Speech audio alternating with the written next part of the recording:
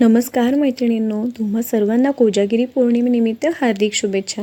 तर आज आपण कोजागिरी पौर्णिमा स्पेशल मसाला दूध बनवणार आहोत।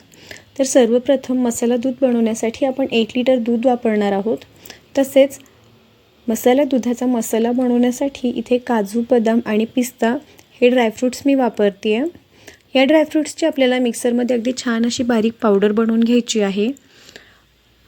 तुम्ही पाहू शकता अशा रीतीने आपली पावडर बनवून रेडी झाली आहे। ह्या ड्रायफ्रूट्सच्या पावडरमध्ये आपल्याला 2 छोटे चमचे विलायची पावडर तसेच 2 ते 3 मोठे चमचे आपण मिल्क पावडर ॲड करणार आहोत। तर मैत्रिणींनो, आता आपल्याला मसाला दूध बनवण्यासाठी 1 लिटर दूध गॅसवरती गरम करायला ठेवायचं आहे।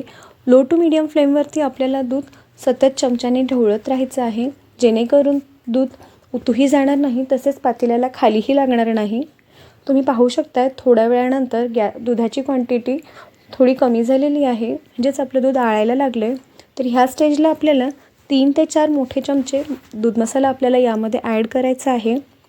तर मैत्रिणींनो, ह्या मसाल्यामध्ये आपण मिल्क पावडर वापरल्यामुळे आपलं दूध अजून लवकर घट्ट होण्यासाठी आपल्याला मदत होईल मैत्रिणींनो। तर अशा रीतीने दूध मसाला ॲड केल्यानंतर दूध थोडं अजून घट्ट होतं आहे। या स्टेजला आपल्याला साखर ॲड करायची आहे, तर इथे चवीनुसार साखर आपण ॲड करून घेऊयात। मैत्रिणींनो, आपल्याला दुधात साखर लवकर टाकायची नाही आहे, दूध घट्ट झाल्यानंतरच आपल्याला यामध्ये साखर टाकायची आहे।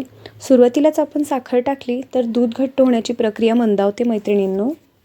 तर यानंतर काजू, बदाम, पिस्त्याचे काप आपण दुधावरती टाकून तसेच केशर वगैरे टाकून आपण दूध उकळून घेणार आहोत।